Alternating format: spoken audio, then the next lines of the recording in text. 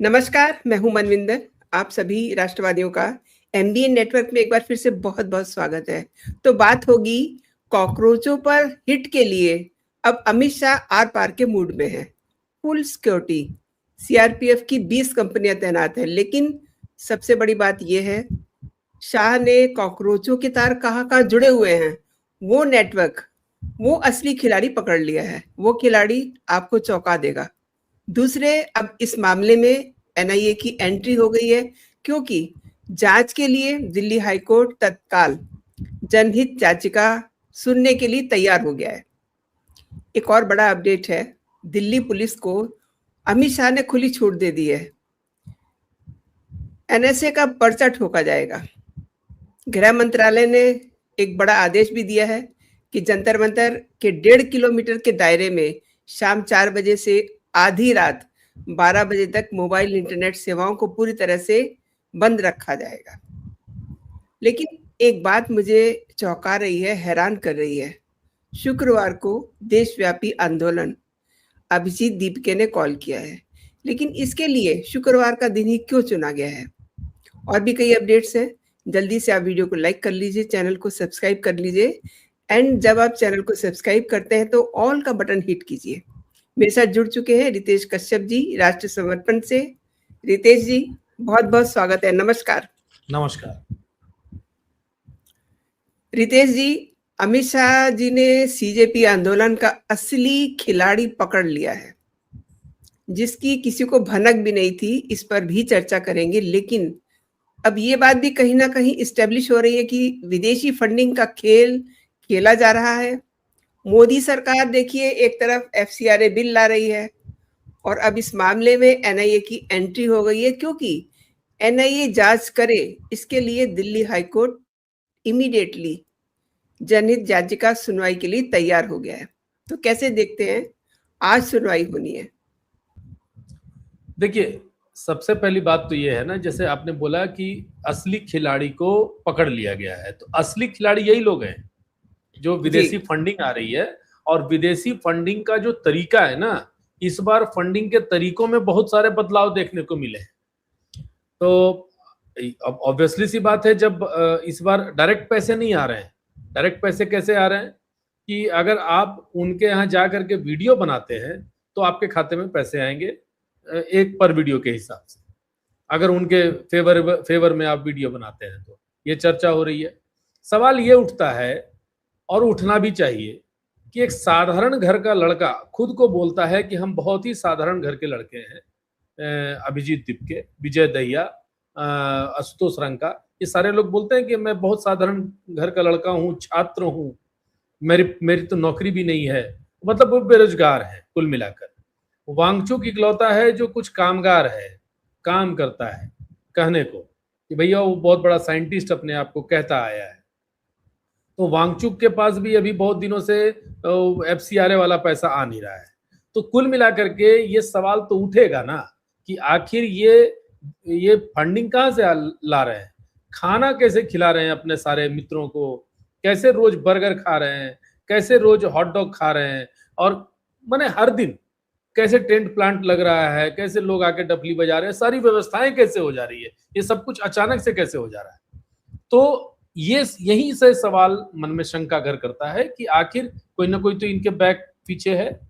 और विदेशी फंडिंग का संबंध कैसे कैसे मैंने पहले बता दिया कि एक तो मीडिया को दे दिया जाता है पैसा बाहर से जो आता है, और दूसरा इनको भोजन देने के लिए जो एक ऐसा भी पता चल रहा है कि स्विगी वाले, जोमेटो वाले, ये सारे लोग इनको भोजन करा रहे हैं। और एक चर्चा भी आई कि शायद उनसे सख्ती से जब पूछा गया, पहले तो बोला गया कि स्थानीय स्तर पे ही भेजा गया, तो फिर लोगों ने पूछा कि भाई कौन तुमको मांगा है, पहले ये बता दो, नाम बता दो। फिर बहुत सख्ती जब की गई तब पता चला कि कतर से ऑर्डर आया हुआ है, कहीं और से ऑर्डर आया हुआ है। तो इसका मतलब कि वो स्विगी के माध्यम से, जोमेटो के माध्यम से भोजन के लिए उनको फंडिंग करवा रहे हैं कहीं ना कहीं। तो ये भोजन की फंडिंग हो गई। उसके बाद अब इन सारी चीजों पर निगाह रखने के लिए, जांच करने के लिए एनआईए की जांच की मांग की जा रही है, क्योंकि बहुत सारे चीजों पे, बहुत सारे रिसोर्सेज पे साधारण पुलिस या साधारण पुलिस बल की इतनी हिम्मत नहीं होती है कि वो जाकर के वहां तह तक जा सके। उसके लिए एनआईए के पास ही वो पावर होता है जिसपे वो जांच करेंगे। तो इस सारी जांचों को लेकर के पीआईएल दायर किया गया। दिल्ली हाईकोर्ट इसी बात को लेकर के सुनवाई को तैयार हो गई है। अब कल की घटना है जहां पर कोर्ट ने मना कर दिया था कि मेरे पास फुर्सत नहीं है। कहीं ना कहीं इनके पास भी कुछ तथ्य हैं, कुछ प्रूफ है, जिसके आधार पर हाईकोर्ट सुनवाई को तैयार है। जल्दी हमको लगता है कि कल के कल मतलब आज के आज यहाँ पर आपको सुनवाई भी होगा और देखने को पता चल जाएगा कि आज क्या होने वाला है कुल मिलाकर के। जी। और रितेश जी, उस पूरे इलाके में इंटरनेट की सेवाएं भी थोड़ी सीमित की गई हैं, यानी कि शाम को 4 बजे से लेकर के और रात आधी रात तक जो है इंटरनेट की जो सेवा है वहां से जो है कम की गई है।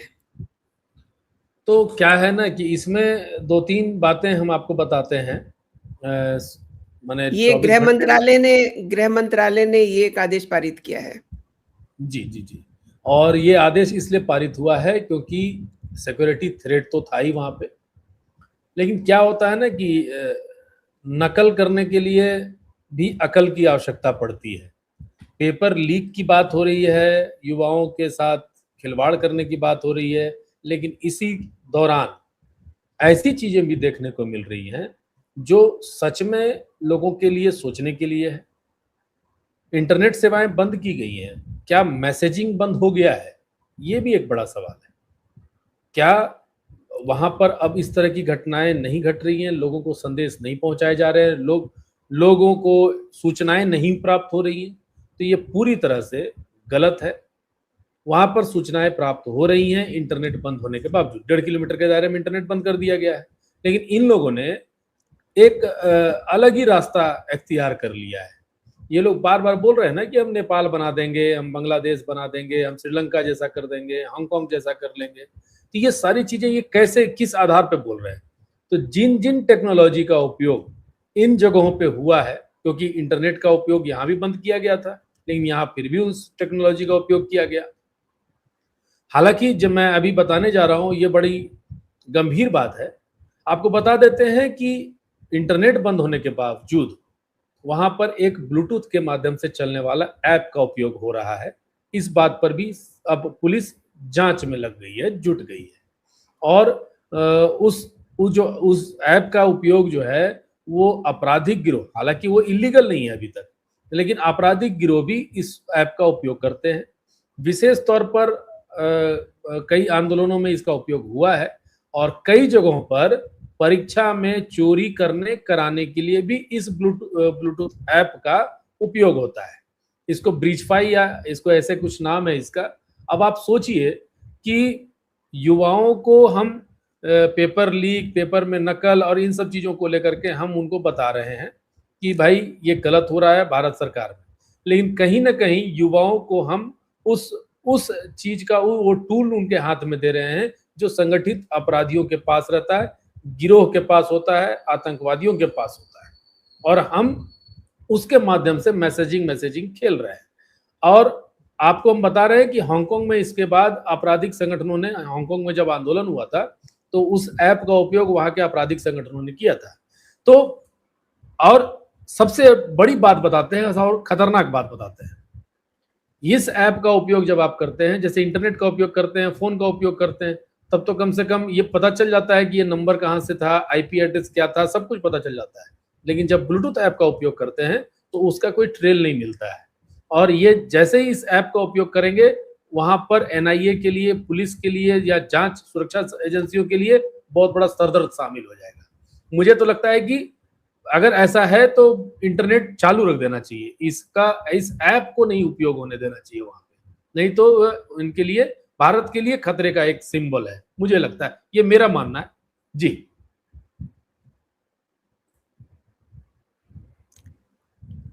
रितेश जी, एक और बड़ी गंभीर बात है जिसके लिए मैंने कहा था कि इस पे हम बात करेंगे। देखिए, पूरे देश का जो फोकस है वो जंतर मंतर पर है, नीट और सीजीपी का जो शोर गूंज रहा है, लेकिन अमित शाह और अजीत डोभाल जी की नजर जो है असली प्लेयर पे है। और वो असली प्लेयर, अमेरिकी सेना इस समय बंगाल बांग्लादेश में क्यों है? कहने के लिए अभ्यास है, लेकिन अभ्यास की आड़ में क्या चल रहा है, इसे काफी गंभीरता से लिया गया है। बिल्कुल। देखिए, कैसे देखते हैं? बिल्कुल, देखिए ऐसा है ना कि अमेरिका को पहले से पता था कि भारत में क्या होने वाला है। मतलब जंतर-मंतर की घटनाओं को लेकर के अमेरिका 17 तारीख से ही जानकारी है उसको, कि विवाद हो सकता है, समस्याएँ हो सकती है। इसके बावजूद वो बांग्लादेश में टाइगर लाइटनिंग के तहत वो युद्धाभ्यास कर रहा है। हालाँकि इसका जवाब उसके पास है कि भैया हम तो पहले से करते आ रहे हैं, हर साल करते हैं, 2017 से करते आ रहे हैं। लेकिन विषय ये है कि आप कहीं न कहीं इंडिया के इस सिचुएशन के दौरान, अब आप बताइए कि आपके घर में समस्या है या पड़ोस में समस्या है और कोई बहुत बड़ी घटना घट रही है आपके पड़ोस में, और मेरे घर में हम प्रयास करेंगे क्या कि हम बर्थडे बड़ा खुशी धूमधाम से मनाएं, या हम शादी विवाह का एक आयोजन प्रयोजन करने का प्रयास करें, किसी तरह का हम कोई कार्यक्रम करें हंस खुशी वाला माहौल का? ये कभी नहीं कोई चाहेगा, क्योंकि पड़ोसी वाली बात है ना। लेकिन यहाँ पर दूसरी बात हो रही है, यहाँ संदेश देने का प्रयास है कि कहीं ना कहीं तो तुम परेशान हो, और वहां के अलावा तुमको अब इधर भी नजर बनाए रखनी है। कारण यही है ना कि अगर मान लीजिए कि उनके घर वहां युद्धाभ्यास कर रहे हैं, बम फोड़ेंगे, बंदूक चलाएंगे, गोली चलाएंगे, मिसाइल चलाएंगे, एरोप्लेन चलाएंगे, इस बहाने क्या होगा कि वहां के जो बॉर्डर पर जो है हमारी सेना हमेशा अलर्ट होना पड़ेगा कि भैया वहां से कुछ आ तो नहीं रहा है, कोई परेशानी तो नहीं आ सकती है, कोई दिक्कत तो नहीं आ सकती है। क्योंकि ऐसा भी कहा जा सकता है कि भाई बगल में अगर मुर्गा का तैयारी चल रहा है, मुर्गा बन रहा है, कोई बड़ा पकवान बन रहा है, तो उसकी गंध भी आएगी और कभी कभार उसकी हड्डी भी आ जाएगी। तो भाई टेंशन तो बना रहेगा कि भाई अगर ऐसा घटना वहां पर युद्धाभ्यास अभी हो रहा है, जहां पर भारत में एक एक अलग माहौल बनाने का प्रयास किया जा रहा है, भारत को अस्थिर करने का प्रयास हो रहा है, और वही उनके पड़ोस में पड़ोसी बम पटाखे लेकर के हमारे बगल में खेल कूद रहे हैं। तो थोड़ा सा और घबराने की तो बात है। दूसरी बात ये है ना कि ये उसी देश की सेना है जहाँ के राष्ट्रपति अक्सर कहते हैं हमारे मोदी जी को, Modi is my friend, Modi is my friend. जी, लेकिन ये भी सबको पता है कि दोस्ती की आड़ में वो क्या क्या करते रहे हैं। उनके बयान नहीं को हमें भूलना नहीं वो तो चाहिए। विदेशी, वो उन्होंने तो एक तरह जब से जी उन्होंने जिस समय ऑप सिंदूर हो रहा था, तो उन्होंने किस तरीके का खेल खेला था। जी जी जी रितेश जी। नहीं जी, बिल्कुल। देखिए एक्चुअली क्या है ना कि एक हाथी के दांत वाली बात है, एक दांत दिखाने का होता है, एक दांत खाने का होता है। बांग्लादेश के जो वर्तमान की जो स्थिति है बांग्लादेश में, पूर्व में नहीं कहूंगा मैं, लेकिन अभी की जो स्थिति है वो भारत के हितैषी नहीं है। अभी वर्तमान में वो भारत का हित कभी नहीं चाहते। वो पूरी तरह से चीन के भरोसे हैं, अमेरिका के भरोसे हैं, पाकिस्तान जो वर्तमान में पाकिस्तान है उनके भरोसे बैठे हुए हैं, और ये अब उनके हाथों से वो खेल रहे हैं, वो चल रहे हैं। और अब क्या है, जब उनके हाथों से चलेंगे तो वो कभी भी भारत के हितैषी नहीं हो सकते हैं। वो कितने भी दोस्त बोल दें, भाई बोल दें, चाचा बोल दें, पापा भी बोल देंगे, तो भी उनका हम लोग, हमारे देश के लोग अब उन पर भरोसा नहीं कर सकते। अब बहुत तरह की चीजें हैं। कई बार हमारे यहाँ जब समस्या होती है तो उनके लोग बड़े सपोर्ट करते हैं, भारत के खिलाफ अगर कोई एजिटेशन होता है वहां पर वो सपोर्ट करते हैं। हम कैसे मान लें कि वो हमारे अपने हैं? और अभी हमारे भारत में छोटी सी ही सही, छोटी सी सही, हमारे भारत में ये समस्या बहुत बड़ी नहीं है, लेकिन छोटी सी समस्या तो है। वो छोटी सी समस्या के दौरान आप अगर इस तरह की हरकत कर रहे हैं, तो ये दोस्तों का हरकत तो कतई नहीं कहलाएगा, दुश्मनों की ही हरकत कहलाएगी। मेरे बगल में अगर मैं बोला अभी कि दुख का समय है, दुख की घड़ी है, तो मैं पार्टी नहीं मनाऊंगा अगर मैं उनका मित्र हूं। अगर दुश्मन हूं तो मैं प्रयास करूंगा कि उनको परेशान करूं। बस यही काम बांग्लादेश आज के डेट में कर रहा है। अमेरिका तो यही चाहता भी है। बिल्कुल सही कहा आपने, क्योंकि बांग्लादेश की तरफ से भी रिएक्शन आ रही हैं और देखिए पाकिस्तान की तरफ से भी रिएक्शन आ रही है। हालांकि वो कह रहे हैं कि हमारा इससे कोई लेना देना नहीं है, ठीक है, इट्स ओके। लेकिन एक चीज और है, आज यानी कि शुक्रवार को देशव्यापी आंदोलन अभिजीत दीपके ने कॉल किया है, लेकिन इसके लिए शुक्रवार का दिन ही क्यों चुना गया है? ये मैं इसलिए कह रही हूँ, मतलब हो सकता है मैं गलत हूँ, क्योंकि बहुत सारे लोग वहां ऐसे हैं, आप समझ जाइए, मेरे दर्शक जो हैं बिल्कुल इस बात को समझ रहे होंगे। जी बिल्कुल। देखिए ऐसा होता है ना कि आज के दिन कई ऐसे खूंखार लोग जो होते हैं, जो देश के हित में नहीं काम करते हैं, उन लोगों के लिए आज छुट्टी का दिन कहलाता है कई जगहों पर।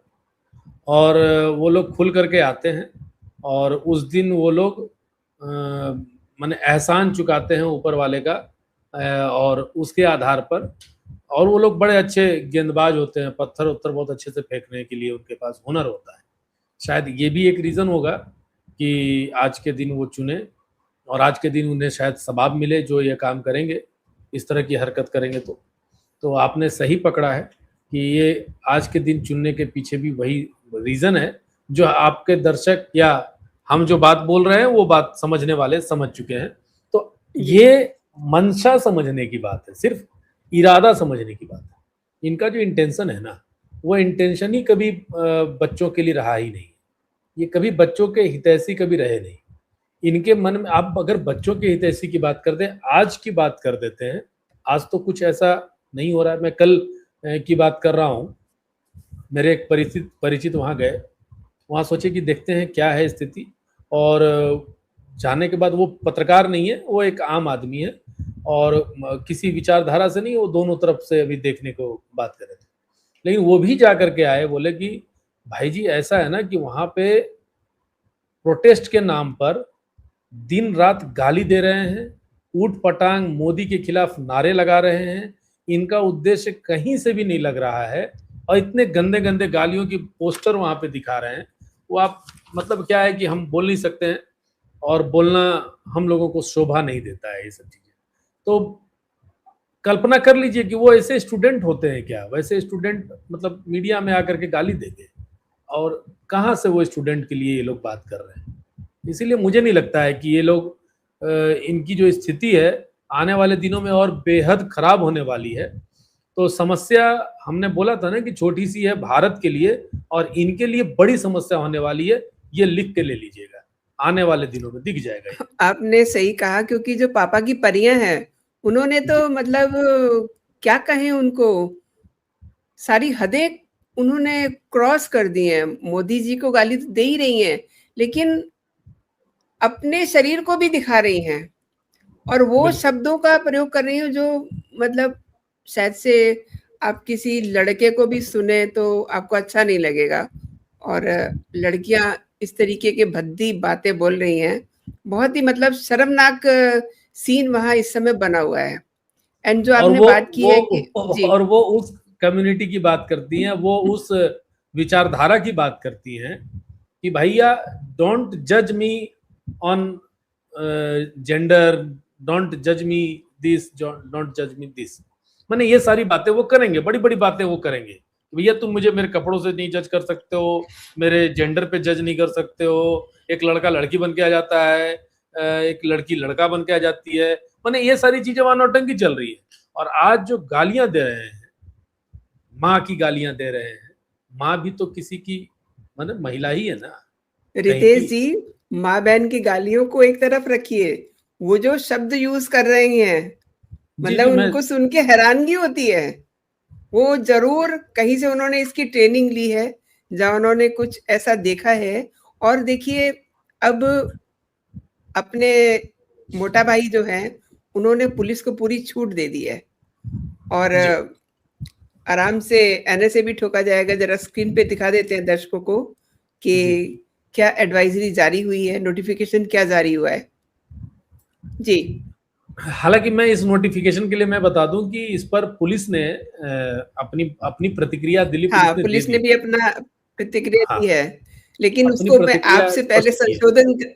आपसे पहले मैं पुलिस का जो उन्होंने अपना से है उनका, उसके बारे में जी भी मैं आपको बता दूं, क्योंकि ये हमेशा रहता है, लेकिन एक तरह से पुलिस को उन्होंने रिमाइंड करवाया है, जी नहीं, हम आपको बता देते हैं इस पे ये पूरा अधिकार जो विवरण है देंगे। आपके पास है। जी जी मैं बता रहा हूँ कि ये एक्चुअली में क्या है ना, ये 7 जुलाई को ही ये लेटर रिलीज हुआ है, ठीक है। जी और ये मतलब ये लेटर की बात नहीं कर रहे हैं, जो माने दिल्ली पुलिस का कहना है, ठीक है, जी कि भैया 7 जुलाई का ये मामला है टोटल कुल मिला करके। और ये जो पीरियड है उन्हें हर 3 महीने के लिए इन लोगों का ये रेन्युअल होता है और कुछ नहीं है। ये एक रेगुलर प्रोसेस है और हर वर्ष होता है, ऐसा नहीं है। और पहले भी मतलब जुलाई, अगस्त, सितंबर, अक्टूबर तक के लिए पहले भी जारी होता रहा है और ये नियम रहा है हर बार पहले से। तो जी ये कोई बहुत बड़ी बात नहीं है, लेकिन इस बात को जो अगर कोई सीजेपी के जो आंदोलन है या इसको इससे जोड़ करके जो प्रयास किया जा रहा है, वो सिर्फ इस बात के लिए, ये प्रयास जो इनका है ना, मतलब आंदोलनकारियों का, इनके नैरेटिव सेटर का, उन नैरेटिव सेटर का क्या है टारगेट कि आप जनमानस में ये बताइए कि पुलिस जो है आप पर दमन करना चाहती है और दमन करने के लिए आपके लिए एनएसए लगाना चाहती है। हालांकि जिन्होंने भी ये किया है, जिन्होंने भी ये नैरेटिव सेट करने का प्रयास किया है, उसको बोलते हैं कि आप बैल मुझे मार। उन्होंने तो ये बात लीक कर दिया, रिमाइंड करवा दिया, पुलिस को रिमाइंड करा दिया और कि ये हथियार आपके पास है कि ये हथियार आपके पास है और इस हथियार से पुलिस हमको मारना चाहती है। तो पुलिस तो अभी तक चुपचाप शांति से खड़ी थी, अब पुलिस को ये जानकारी इन्होंने दे दिया कि आप इस हथियार का भी उपयोग हमारे साथ आप कर सकते हैं और ये रेगुलर प्रोसेस है। और अब पुलिस जो है सच में अब इस हथियार का उपयोग करेगी, मुझे लगता है। और इस बात से हमें लगता है कि जो उपद्रवी हैं, असामाजिक तत्व हैं, उन सभी को डरना चाहिए। हम एक लाइन और बता देते हैं आपको। हमने नोटिस किया है कि सोशल मीडिया में कुछ मिस इन्फॉर्मेशन फैलाने की कोशिश की जा रही है। अभी तक 400 से ज्यादा Pakistani social media handles identify किए जा चुके हैं जो इस सिचुएशन का फायदा उठाते हुए फेक कंटेंट और र्यूमर स्प्रेड कर रहे हैं। उनको ब्लॉक कराया जा रहा है। ये वही सोशल मीडिया हैंडल्स हैं जो ऑपरेशन सिंदूर के दौरान भी एक्टिव थे। उनका सिर्फ एक ही मकसद है, लोगों को भड़काना और स्पेशली स्टूडेंट्स का ध्यान भटकाना। अभिजीत दीपके या इनकी टीम बार बार बोल रहा है कि माने भाजपा के लोग जानबूझकर किसी को या पुलिस के अंदर के लोग जो हैं उपद्रव फैला रहे हैं, उन्हीं के लोग हैं जो पत्थरबाजी कर रहे हैं, ये उनका कहना है, अभिजीत दीपके और उनके टीम का कहना है। तो ठीक है ना भाई, अगर एआई टेक्नोलॉजी का उपयोग होगा, उन चेहरों की गिरफ्तारी होगी, उन लोगों पर अगर केस होगा, तब तो तुम्हें चिंता करने की आवश्यकता नहीं, क्योंकि वो तो उन्हीं के लोग हैं। फिर किस बात का डर है? आप तो पकड़े नहीं जा रहे हो, आप तो भैया वहां पर फूल लेकर के घूम रहे थे, पत्थर तो भाजपा के लोग मार रहे थे, तो पकड़ाने दो उन पे, केस होने दो उन पे। वांगचुक के आंखों में आंसू किस बात के लिए है कि उनसे केस नहीं लेना चाहिए? आप क्यों बोल रहे हैं कि उपद्रवियों पे केस नहीं होना चाहिए, आंदोलनकारियों पे केस? आप भी खुल कर बोलो कि जिसने पत्थर मारा है उस पर केस करो, उसको एनएसए के तहत जेल में डालो, उस पर जांच करो, खुल के बोलना चाहिए। और मुझे लगता है कि यहीं पर ये लोग दोनों जगह पे फंसने वाले हैं, चाहे इधर के लोगों चाहे उधर के लोगों। अगर पुलिस जांच करेगी तो अगर गलत है तो दूध का दूध और पानी का पानी होने वाला है। जी बिल्कुल सही कहा आपने। और राजनीति जो है बिल्कुल अपने चरम पर है। और देखिए इसमें राहुल गांधी हो, केजरीवाल हो, ये सब अपने अपने तरीके से जो है अपनी अपनी गोटियां फिट कर रहे हैं। वो राहुल गांधी ने क्या किया, गुरुवार को ये निकले अपने कुछ साथी संगियों के साथ, शिवसेना के लोग भी थे, एनसीपी के लोग भी थे, ये सब लोग जो है मिल करके गांधी स्मृति तक जाते हैं, मार्च निकालते हैं और जो छात्र नहीं रहे उनके लिए, उनकी शांति के लिए ये वहां पर जाकर के प्रे करते हैं। तमाम तरह की चीजें चल रही हैं, लेकिन इन सब के बावजूद जो चीज होनी चाहिए वो ये नहीं होने देना चाह रहे हैं। मतलब बार बार ये बात कही जा रही है कि आप चर्चा करवाना चाहते हैं सदन में इस विषय को लेकर के, हाँ करवाना चाहते हैं, लेकिन चर्चा करने के लिए तैयार नहीं है। तो ये बहुत ही इनका चेहरा जो है दोगला अब सामने आ रहा है, दुनिया को भी पता चल रहा है, देश को भी पता चल रहा है। इसीलिए हम ये चर्चा भी कर रहे हैं। आपने रितेश जी मेरे लिए समय निकाला, मेरे दर्शकों के लिए समय निकाला और तमाम विषयों पे आपने महत्वपूर्ण जानकारी दी है। आपका बहुत बहुत धन्यवाद। जय हिंद, जय भारत, वंदे मातरम।